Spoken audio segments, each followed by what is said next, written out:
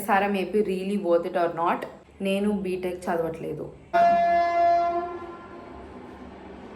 చూడ్డానికి అన్నీ బాగుంటాయి, బట్ లోపల ఎక్స్పీరియన్సే కొంచెం డిఫరెంట్గా ఉంటుంది. Hi guys, welcome back to my channel life of Likhita. So ఎవరైతే నా ఓల్డ్ ఆడియన్స్ ఉన్నారో, ఇప్పటివరకు నా ఛానల్ని సబ్స్క్రైబ్ చేసుకున్నారో వాళ్ళందరికీ really big thank you. And I hope మీరు నన్ను ఇలాగే ముందు కూడా సపోర్ట్ చేస్తూ ఉంటారని చెప్పి. And for the people who are new to my channel, hi, my name is Likita. I make content related to everything anamata, like lifestyle, college, food, family, fun, anything. If you like all of this, then consider subscribing to my channel. But video start అయ్యే ముందే నేను చాలా మందిని చూస్తున్నాను, like చూస్తున్నారు, views బాగా వస్తున్నాయి, but subscribe చేసుకోవట్లేదు. I don't know why. Guys, this is unfair అనమాట. సో ప్లీజ్ కొంచెం చూస్తే నచ్చితే లైక్ చేయండి, షేర్ చేయండి, అండ్ కమెంట్ కూడా చేస్తూ ఉండండి if you like my content. And subscribe చాలా ఇంపార్టెంట్, సో అది కూడా చేసేయండి. And yeah, let's get started with this video.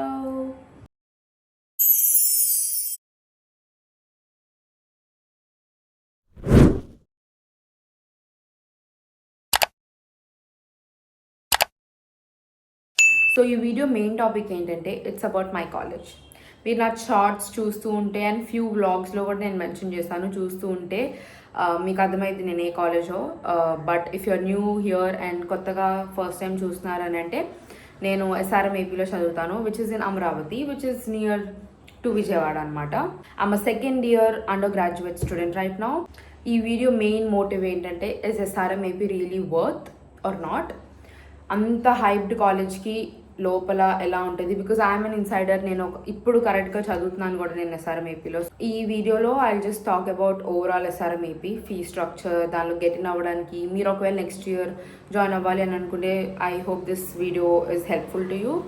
So next year ఏమైనా అడ్మిషన్స్కి ఎలా, కాలేజ్ ఎలా ఉంటుంది, టీచర్స్ ఎలా ఉంటారు, ఈవెంట్స్ ఎలా ఉంటాయి, friends, I will be covering everything in this video. And larger audience BTech students కాబట్టి మోస్ట్లీ SRMలో జాయిన్ అయ్యే వాళ్ళు చాలా మంది. లైక్ కాలేజ్ మొత్తంలో half of the population are from BTech. So first back story ఏంటంటే, 12th అయిపోయాక ఐ వాజ్ జస్ట్ సర్చింగ్ ఏ కాలేజ్ జాయిన్ అవుదాం, ఏ కాలేజ్ బాగుంటుంది, అండ్ నేను తీసుకునే కోర్స్ ఏది బాగుంటుంది, ఎక్కడ బాగుంటుంది అది అని చెప్పి మొత్తం రీసెర్చ్ చేసి SRM AP was genuinely not in my option.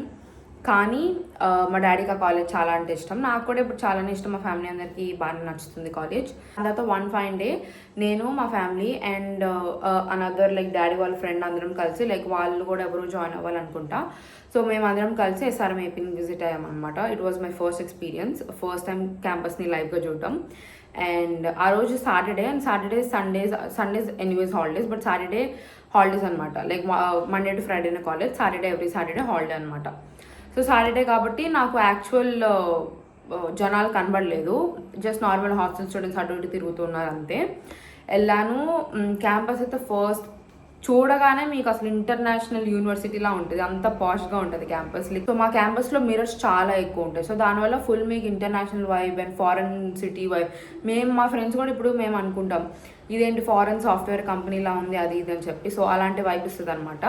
So ఇంకా అలా మేము ఆ రోజు క్యాంపస్ చూసాము. అండ్ దెన్ దాని తర్వాత ఓకే అనుకున్నాం, క్యాంపస్ చూసాం, ఓకే తర్వాత వచ్చి డిసైడ్ అవుతాం, ఇంకా టైం ఉందని అనుకున్నాం మేము.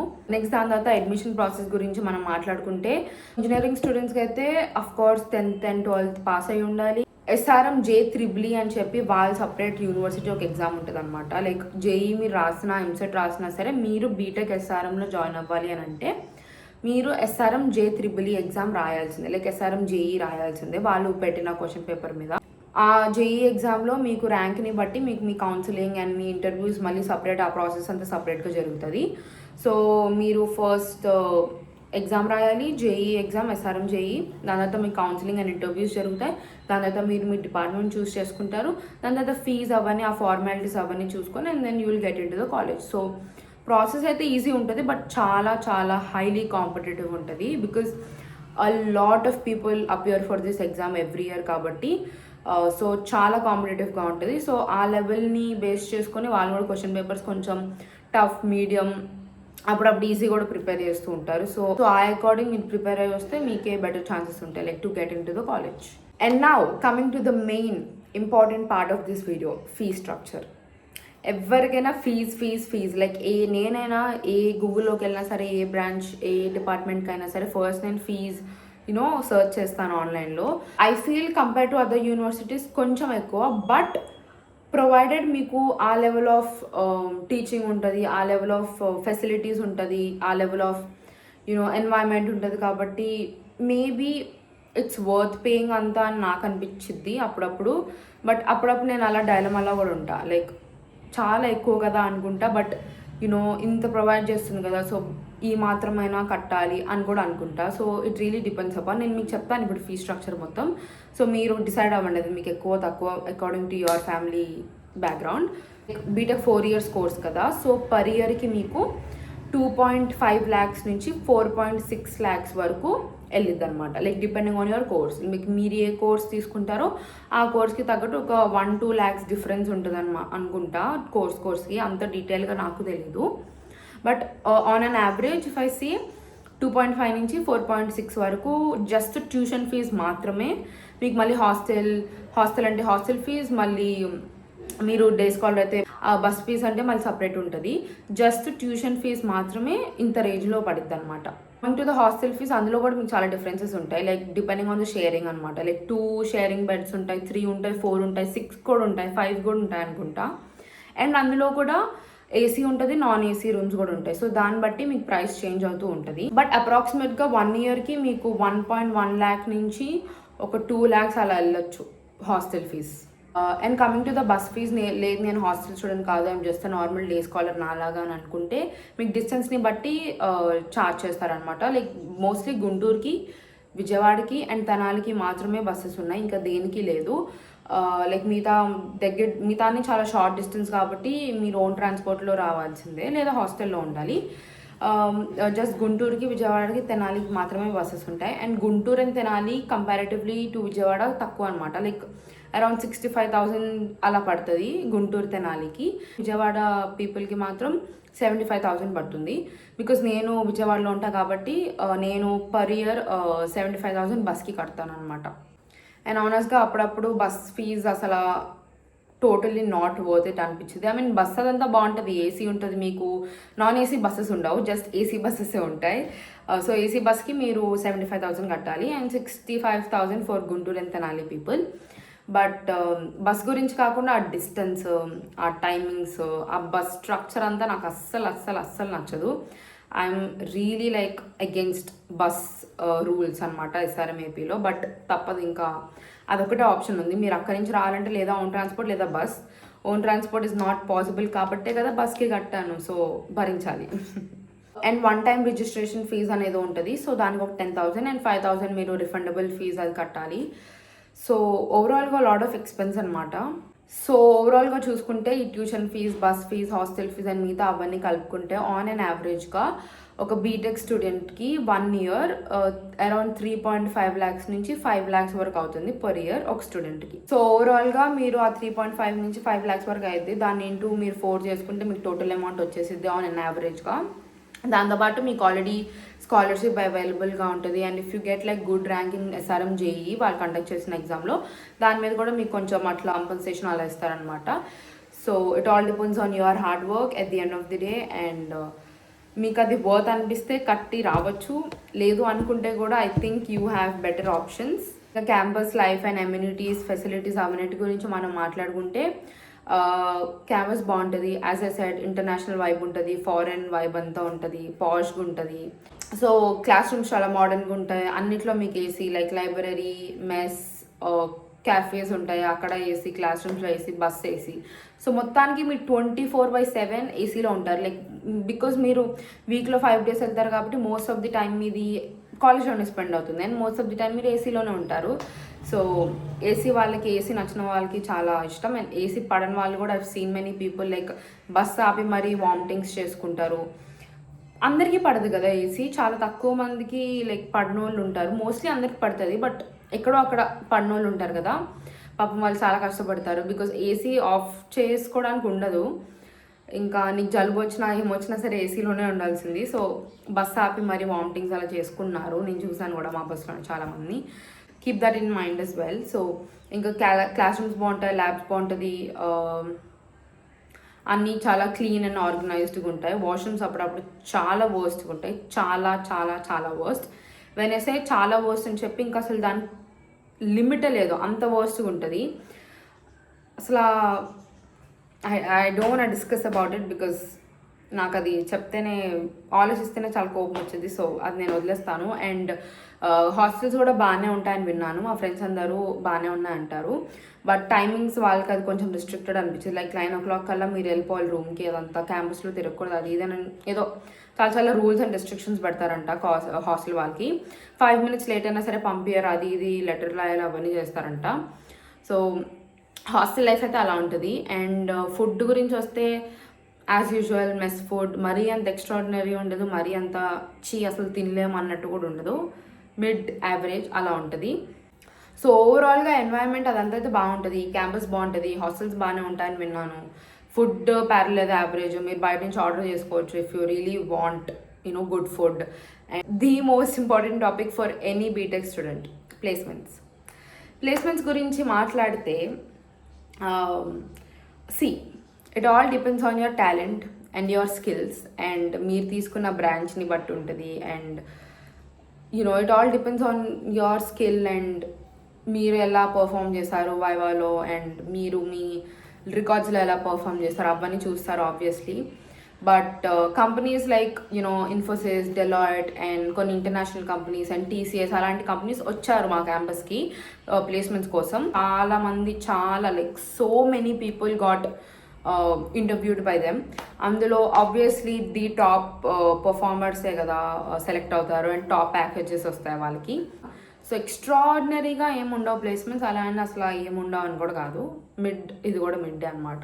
డిస్కస్ అండ్ వేరే కాలేజెస్ కూడా చూడండి, వాటిని కూడా లైక్ ఓన్లీ SRM అని ఫిక్స్ అవ్వకండి. అన్నీ రౌండ్ ఆఫ్ చేశాక if you still want to join this college అప్పుడు మీరు go ahead with SRM AP.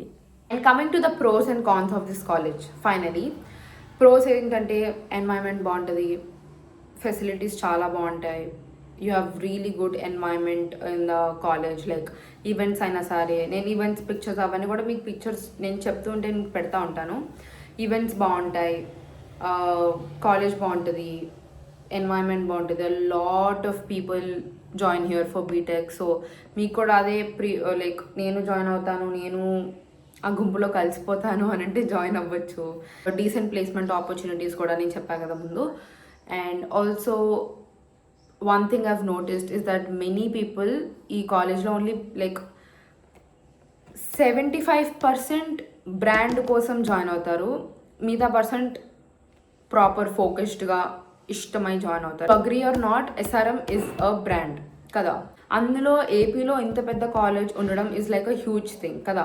So normal మీరు బయట కాలేజెస్ చూస్తే చాలా లైక్ తక్కువ స్పేస్లో ఉంటాయి and you will not have ఇంత exposure where you get here in SRM. Cons గురించి మాట్లాడానంటే నేను స్టార్టింగ్లో చెప్పింది ఫీజు అప్పుడు అందరికీ ఎక్స్పెన్సివ్ అనిపించకపోవచ్చు, బట్ చాలా మందికి అనిపిస్తుంది ఎక్స్పెన్సివ్ అని చెప్పి. లైక్ ఒక ఇయర్కి యావరేజ్ 5 lakhs పెట్టాలంటే 4 yearsకి 20 lakhs అది, which is huge compare to other colleges. So మీకు అది కొంతమందికి లైక్ మోస్ట్ ఆఫ్ దెమ్కి ఎక్స్పెన్సివ్ అనిపించచ్చు, which is again negative point because not a lot of people are ready to pay కదా అంత ఫీజ్. సో అదొక కాన్ అవ్వచ్చు. అండ్ చాలా స్ట్రిక్ట్ ఉంటారు అప్పుడప్పుడు, లైక్ హాస్టల్స్లో అయినా సరే. సమ్టైమ్స్ మాకు కూడా డేస్ కాలేజ్ చాలా స్ట్రిక్ట్ అండ్ వింత రూల్స్ పెడతారు, which I don't no for what they keep, but పెడతారు కాబట్టి మనం ఫాలో అవ్వాల్సిందే. ఫుడ్ కూడా ఆ lot of my hostel friends daily వచ్చి చెప్తారు ఫుడ్ అట్లా ఉంది, ఫుడ్ ఇలా ఉంది. చాలా రీసెంట్గా మా కాలేజ్లో ఒక ర్యాలీ లాగే జరిగింది ఫుడ్ గురించి, బికాజ్ ఫుడ్ సరిగ్గా పెట్టట్లేదు అండ్ లైక్ చాలా దారుణంగా ఉంది, అస్సలు తినలేకపోతున్నాము అని చెప్పి స్టూడెంట్స్ అందరు కలిసి ర్యాలీ చేసి దాని గురించి ఏదో సొల్యూషన్ చేసి మళ్ళీ దానికి మెస్ టైం టేబుల్ మొత్తం మార్చారు. దాని తర్వాత మళ్ళీ కొత్త చెఫ్ని, కొత్త షీట్ని మొత్తం ప్రిపేర్ చేస్తారు. అది ఓకే అంటే మేము ఫాలో అవుతాం, లేదా మళ్ళీ మారుస్తాం, చాలా జరుగుతాయి. So food is a lot of problem to many people. So అది కూడా మీరు కొంచెం మైండ్లో పెట్టుకొని, బికాస్ 4 years మీరు హాస్టల్లో ఉంటున్నారంటే ఫుడ్ బాగుండాలి, మీరు హెల్తీగా అండ్ మంచిగా చదవాలంటే. సో అది కూడా ఒక కాన్ అని నేను చెప్తాను. Lastly it all depends on you and your self effort. Like ఒట్టి నేమ్ కోసం నేను వచ్చేసాను ఇంకేం చేయను అని అంటే అవ్వదు. మీరు నేమ్ కోసం వచ్చినా, ఫేమ్ కోసం వచ్చినా, ఎక్స్పోజర్ కోసం వచ్చినా, ఏమొచ్చినా సరే at the end grades also do matter. So దాని గురించి కూడా మీరు మైండ్లో పెట్టుకొని లైక్ 2 బ్యాలెన్స్ చేసుకుంటా అంటేనే రండి, లేదా your wish, your call, your life. So guys, video ఎండ్కైతే వచ్చేసాము. And my last final verdict is SRM AP really worth it or not? Honestly yes. ఒకవేళ మీకు లైక్ గివెన్ కండిషన్స్, ఒకవేళ మీకు స్కాలర్షిప్ వస్తే it will really help you a lot. Like మీ merit based అయినా సరే, లేదా SRM JEEలో అయినా సరే, దాని గురించి అయినా మీకు స్కాలర్షిప్స్ వస్తే it will really ease a lot of burden for you. And మీకు నిజంగా టెక్లో అంత ఇంట్రెస్ట్ ఉంది, I really want like do BTech, మొత్తం టెక్ ఉంటాను నేను. And I really want to use the opportunities which are available in the university అంటే yes, SRM AP is really worth it for that. ఇది నేను just అలా గడిపేయాలనుకుంటున్నాను ఒక 3-4 years. Degree options కూడా ఉన్నాయి. సో 3-4 years అలా గడిపేయాలనుకుంటున్నాను. లైక్ జస్ట్ నార్మల్, లైక్ నేను అంతగా పెట్టలేను నా బ్రెయిన్ స్టడీస్లో, but I really want enjoy the exposure of this university అంటే ఐడ్ సే నో. దానికోసం అయితే కొంచెం ఆలోచించి చూసుకొని జాయిన్ అవ్వండి. Because there are cheaper options where you can just like అట్లా 3-4 years గడిపేయచ్చు, చిల్ అవుతూ, ఏం పట్టించుకోరు. At the same time you can enjoy. Cheap అని నేను అన్ను, లెస్ ఎక్స్పెన్సివ్ అంటాను. Because every college has its own benefits and pros and cons. So అది మైండ్లో పెట్టుకోండి. So yeah, that is all about this video and that is my honest take on SRM AP. వర్తా కాదా, వేస్టా ఏంటా అని చెప్పి. So if you really have any doubts and మీరేమైనా కనుక్కోవాలి అది ఇది అని అనుకుంటే నాకు కమెంట్ సెక్షన్లో కమెంట్ చేయండి. I will be happy to answer you guys. And ఒకవేళ మీకు ఈ వీడియో నచ్చితే please don't forget to like, share and subscribe and comment down if you have any doubts, and I'll see you in the next video. Bye bye.